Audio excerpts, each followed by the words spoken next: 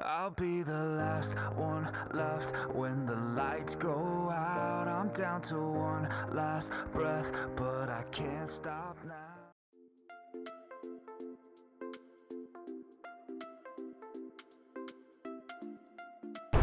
Salut à tous, c'est Pierre Villela et bienvenue dans ce nouveau vlog de compétition.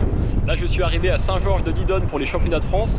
On est un mois après les championnats du monde, alors si vous n'avez pas vu la vidéo, je vous invite à aller la regarder. Sinon concernant les championnats de France, on a la course longue monoplace demain après-midi. Je viens de terminer la séance, on a navigué à peu près à heure de marée pour essayer de repérer le plan d'eau, savoir comment il sera demain. Pour la suite du programme, je vous en parle un peu plus tard, je vous dis à tout à l'heure. Pour le moment, on est concentré sur la course de demain. On a quand même anticipé en montant la pirogue 6 places qu'on utilisera dans les prochains jours. Sinon, concernant le programme, je vais faire 5 courses en 4 jours et voici les différentes courses. On a jeudi et vendredi les deux courses les plus importantes en kayak, à savoir le monoplace puis le biplace. Après ça, on a samedi matin la course courte qui est un format réduit pour s'initier à la discipline. Et ensuite, l'après-midi, la pirogue 6 places homme.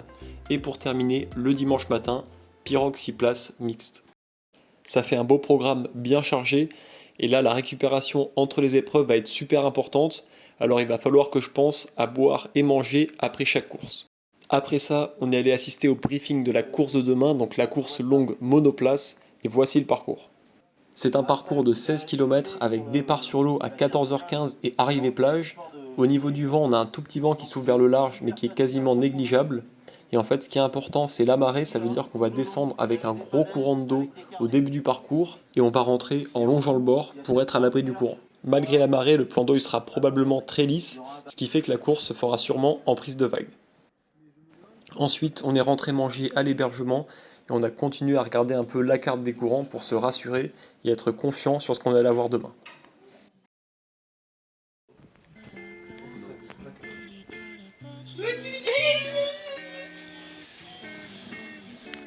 J'ai préparé mon sac pour la journée avec à boire et à manger et une tenue plus chaude pour l'échauffement que celle que j'aurai pour la course. On est en direction du site de course, je suis avec Tony et Lou dans la voiture. On part à peu près 2 heures avant la course pour faire un échauffement en 2 temps. Après ça, j'ai pas filmé grand chose parce que j'étais assez concentré sur ma course, alors on se retrouve directement sur la ligne de départ. J'étais plutôt à droite de la ligne, avec le courant on s'est tous fait déporter sur la bouée et on s'est retrouvé de plus en plus serré, donc là c'était impossible de faire un start. Alors je suis allé me replacer comme tous les autres concurrents un peu plus loin sur la ligne. Et dans ces moments-là, j'ai toujours un petit stress que le départ soit lancé au moment où je suis complètement perpendiculaire aux autres. Et finalement, je me suis même replacé une deuxième fois, il y avait tellement de courant et ça tardait tellement de prendre le départ que j'ai dû me repositionner. Maintenant, ça y est, le départ va être lancé. Allez, c'est parti. Je lance plutôt bien mon kayak. J'arrive à partir un petit peu plus fort que les personnes qui sont juste à côté de moi. J'ai la plupart de mes concurrents qui sont un petit peu sur ma droite, donc je me décale en même temps un peu sur la droite après avoir lancé le bateau. Ensuite, je redynamise un peu mon kayak pour prendre encore un peu plus de vitesse et prendre la tête de la course. Et donc je me retrouve en tête avec les autres concurrents qui viennent se placer dans ma vague. Et au bout de quelques minutes, on se retrouve un groupe de 10 personnes à l'avant et je ralentis un peu pour laisser quelqu'un d'autre prendre le relais. Ce qui fait qu'au bout de quelques secondes, les places changent, je me replace dans sa vague et ça continue. Ici, vous pouvez voir qu'on avance à 17 km/h et il faut pas oublier qu'on a la marée dans le dos qui nous pousse et que c'est pour ça qu'on va aussi vite. Pendant les premières minutes de course, ça change un petit peu de relayeur, on est encore tous ensemble, il y a quelques accélérations à droite, à gauche, on change un petit peu de place, ça tourne, mais il n'y a toujours rien qui se fait et on reste tous ensemble. Maintenant on n'est plus très loin de la première bouée à tourner, et là on voit Quentin qui prend un relais avec le bateau gris, et là je me retrouve à être le seul bien placé dans sa vague le temps que tous les autres concurrents se replacent, ce qui fait que je décide de faire une accélération, je me dis que c'est le moment de créer un peu une cassure sur le groupe, donc j'accélère, je passe devant, et là j'ai fait durer mon effort à peu près 1 minute, et après au moment où je tourne la tête, là on peut voir que je regarde derrière moi, je vois qu'on a à peu près une trentaine de mètres d'avance sur nos poursuivants, et on n'est plus que 4 à l'avant de la course. Il y a Quentin avec le bateau gris, Rémi avec le bateau blanc et jaune, et ensuite entre Rémi et moi, Tanguy qui est encore U23 avec un bateau tout blanc qu'on voit pas encore sur la vidéo. Ça y est, on tourne la première bouée. Ce qui fait que maintenant on est sur le deuxième bord, donc on va chercher la deuxième bouée avant de faire la remontée courant de face. On a continué à avancer en faisant des relais tous les 4. Ici je me retrouve dans la triple vague, donc c'est vraiment la meilleure vague, avec un concurrent à droite, un à gauche et un tout devant, donc ça fait 3 vagues d'un coup. Un petit peu plus loin, j'ai essayé de faire une accélération pour essayer de m'échapper à l'avant de la course.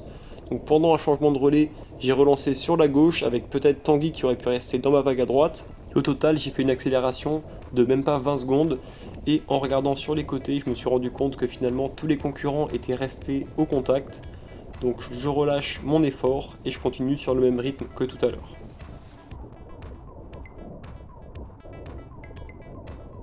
Ça y est, on arrive à la deuxième bouée, donc maintenant on va partir sur le bord courant de face en longeant un maximum le bord pour aller s'abriter dans les contre-courants. Quand la marée monte et que l'eau rencontre un obstacle, ici cette petite pointe, le courant a tendance à s'enrouler autour et donc ça crée un phénomène de contre-courant au niveau de chaque petite pointe. Ce qui fait que quand on longe le bord, à chaque petite pointe et chaque petit sommet que va faire la côte, on va avoir un petit phénomène de contre-courant qu'on va pouvoir utiliser pour aller plus vite. Là on peut voir qu'on avance à 13 km/h, alors que si on se décalait 50 mètres plus au large, on serait peut-être à 5-6 km/h.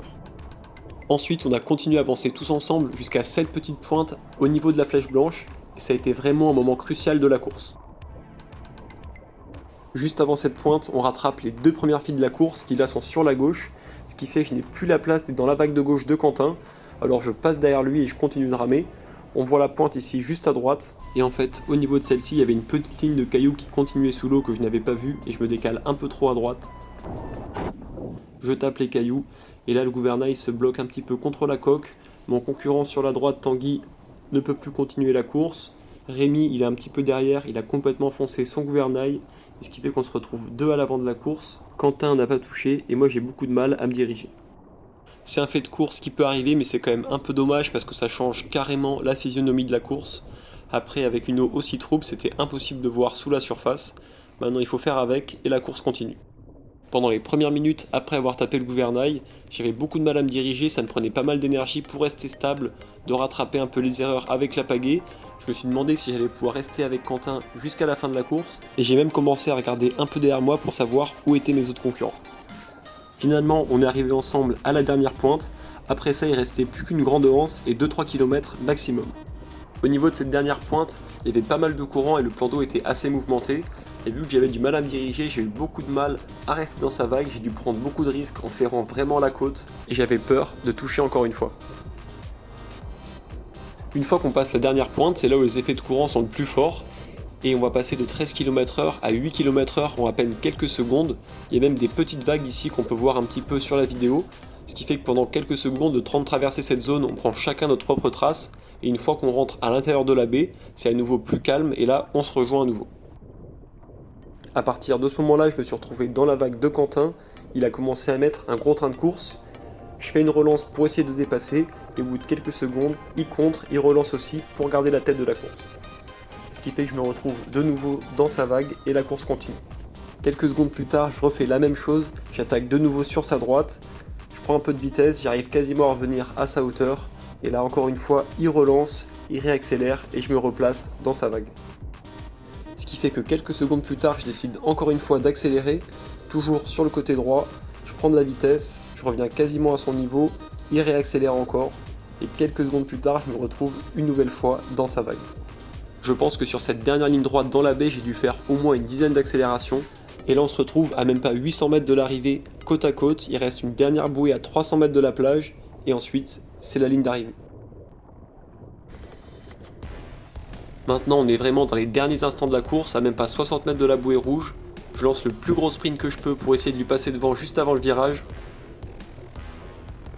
J'arrive à faire un bel effort, je prends quelques mètres d'avance. Ça y est, j'ai réussi enfin à lui passer devant. Et là je continue mon effort et à glisser jusqu'à la bouée rouge. Je passe la bouée rouge avec à peu près une dizaine de mètres d'avance. Là je suis vraiment dans le rouge.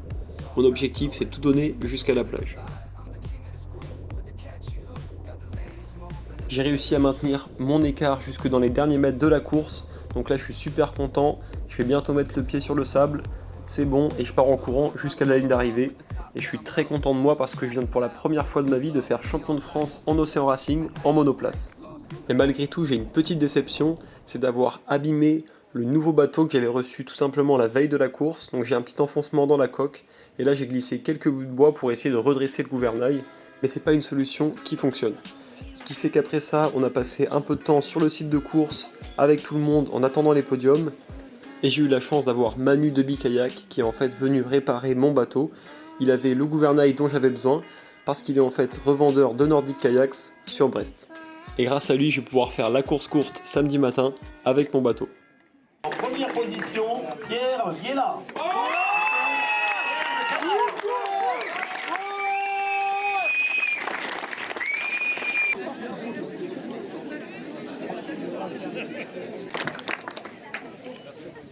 Ça y est, c'est la fin de la journée. Maintenant, on rentre à l'hébergement et place au biplace pour demain après-midi.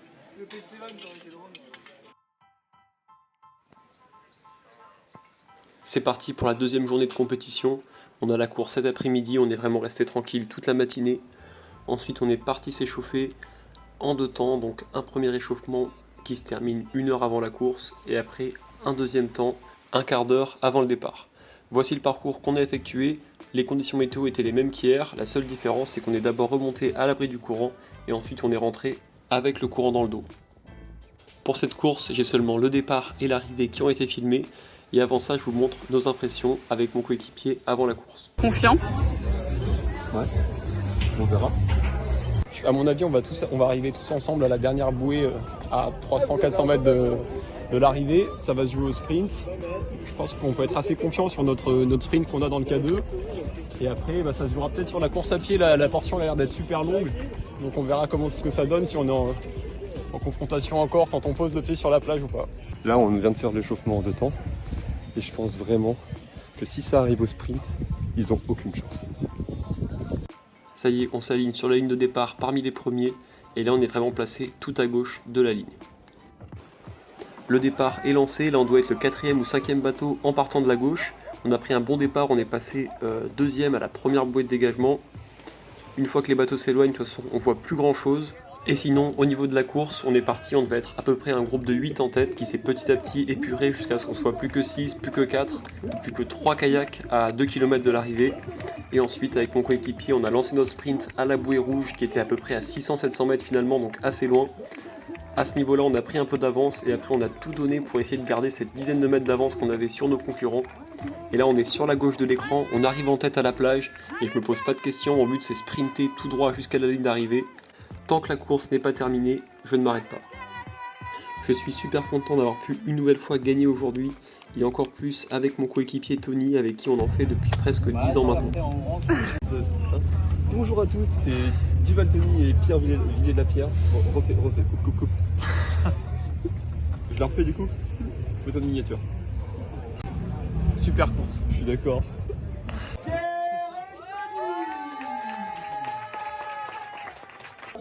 Voici un petit extrait du podium. Maintenant, on va passer à la 3e journée. 3e journée qui commence. On a la course courte monoplace ce matin et l'après-midi la pirogue 6 places. J'ai encore moins filmé que les 2 premiers jours. Voici l'arrivée de la course courte. J'arrive une nouvelle fois en tête. Voici le parcours qu'on a effectué. C'était 5 km. Et ensuite, les 2 petits allers-retours qu'on voit tout en haut du parcours, c'est la récupération que j'ai faite à la fin, pour éliminer mieux les déchets et être plus prêt pour la V6 de l'après-midi. A la différence des autres courses, j'ai couru plus doucement jusqu'à la ligne d'arrivée, une nouvelle fois pour garder encore un petit peu d'énergie que je pourrais remettre dans la pirogue homme sur la course de l'après-midi. Et voici quelques photos de la pirogue 6 places. On a le V6 avec le flotteur jaune, on a un équipage de 6 kayakistes du club. Notre point fort, c'est qu'on est très entraîné physiquement. On s'est rapidement échappé en tête de la course avec un autre équipage qui nous a poursuivi de très près tout le long de la course. C'était une course éprouvante et difficile. Et au final, on termine premier en 1h54 pour 26 km. C'est vraiment une super performance et je remercie mes 5 coéquipiers pour cette course incroyable. Et maintenant, pour terminer la dernière course de ces championnats de France, la pirogue mixte 6 places, donc 3 garçons, 3 filles.